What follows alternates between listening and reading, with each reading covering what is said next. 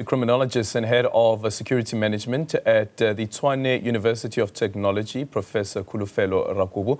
Prof, a very good morning to you. Thank you so much for making time for us this morning. Listening into what the Premier had to say there, why he believes it is important to deploy the South African National Defence Force to stem out crime. But I wonder if the South African Defence Force is actually the right organ to respond to crime.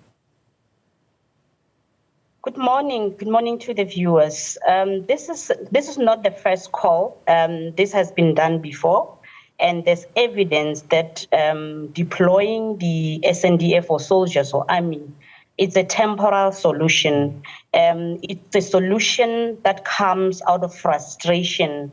And we all know that the minute you now resort to that, that's when you deem the SAPS response or mechanism is inappropriate or ineffective. So what the Premier is saying here is that the police are losing the battle or are failing. So, but now what are the implications should there be SNDF or deployment? There are multiple implications. One, this is very costly. And the minute we now fostering a culture of militarization, we should ask whether South Africa is ready for the increased spending on defense. That should be looked into. And again, as we try to zoom into issues leading to mass shootings or crime in the Eastern Cape, is the army trained to deal with such? We should answer that. Is the army trained to maneuver around Lusikisiki and so forth? It's not trained to police or to investigate, right? They are there to do what? They are trained for warfare. Let's be very specific. So in provinces where they've been deployed, there has been temporal crime displacement. Crime will move to other provinces or other areas. And again, what has brought is falsified hope to communities, because in the presence of the army, communities will feel secured. But that is not a sustainable response. And the minute they leave, what about those communities that used to feel safer? Because now you brought a particular hope. So that should be looked into, because if now you want to deploy them, is South Africa ready or financially capable to deploy them permanently? So I understand frustration from the Premier, but what they should look at is this. Remember, South Africa has introduced a whole of society, whole of government approach, right? Where each and every stakeholder mandated to lead in crime prevention should lead or partner. What happens to that? Because some of the factors leading to crime are beyond the police or even the soldiers' capabilities, right, or mandate. So are we saying they should come in and be reactive all the time while other criminogenic factors in the communities are neglected? So we are still going to be here. Then other provinces will be suffering similar fate, because now we'll be taking soldiers to Eastern Cape, saying the police are failing, while the police are saying there's shortage. Why don't they utilize the financial resources they wish to pump to the army to ensure that they employ more officers and also beef up communities or intensify securities or support them in a way that they are going to lead in this? Because if community structures are not well beefed up, this is not going to work. Crime is not only a strategy issue, it is also a community issue, because there are issues of poverty there. Make sure you train traditional leaders. Make sure you train the churches and other relevant stakeholders in communities to make sure that they are functional before you can even bring soldiers, because there's no way there are going to be enough resources. So imagine if now what is happening in the Eastern Cape goes to Free State and Northwest.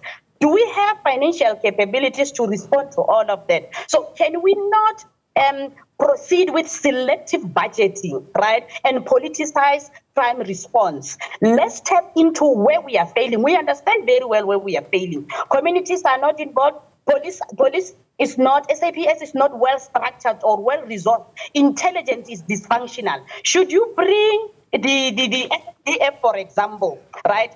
in the territory of the SAPS, which operational concept is going to lead? Okay. Which one? Because also there are territorial issues that also should be looked into, looking at the experience we had with the deployment of the army in the Western Cape. So which operational concept is going to lead? Yeah. Should we also look at these incidents to be a reflection on the lack of confidence or the lack of respect in the authority of the state as well as law enforcement?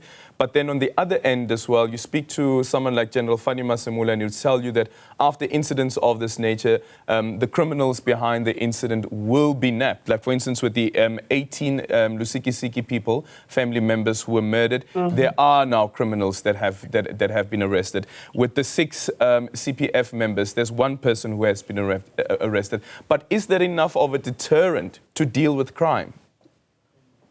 It's not enough of the deterrence to deal with crime, because imagine we are also being reactive. Criminals are always 6 steps ahead of us. While we have intelligence, we should be able to conduct thorough community analysis to understand emergence of this in all these provinces, right? They should be able to project that, you see Eastern Cape now, this might happen, and react accordingly and be proactive, right?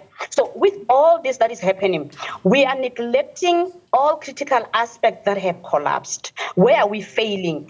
You see, our crime response is not on par, or it doesn't even tap into offenders' decision to commit crime. We understand they always weigh cost versus benefits, right? And the current legislative mandate is more offender-centered. If we are still there, where we now give you so much attention as an offender when you decided to commit crime, and still believe that we are going to rehabilitate you, we are still going to be here and respond with frustration, because what the offenders are doing are putting us at a particular corner where now we have to take the financial, to collapse certain financial obligations to take care of somebody's decision to commit crime. If we can now move towards an eye for an eye approach, where as an offender, should you decide to commit crime, we will not have even the resources to try to correct you. Punishment must fit crime. So what do you mean by that? What do you mean by that, Prof? What do you mean that the punishment must fit the crime? Currently, if you look into the Lusikisiki massacre, who has a particular offender, right, is out on parole, how much resources was pumped into that, trying to rehabilitate that individual who managed to even get out and still commit crime? Obviously, the punishment that ex-parolee or that ex-offender or a parolee received is not on par with the crime you committed. You commit murder, you go to prison, you come back to the very same community, and the very same government is supposed to take care of you. Then that is not deterrence. It is not deterrence. Look at who ordered this hit. So, Prof, unfortunately, because we're running out of time here, are you saying that capital punishment is the answer? For what it is, for what crime it is today, that is the direction. Look into Botswana, look into Zimbabwe. Decision to commit crime is equivalent to the existing punishment. In South Africa, you commit crime, you go in and come back. We pay tax for you to even have rights in prison. You come back, you murder even officers. You shoot first before they shoot, and they call it human rights. So we're still going to be here.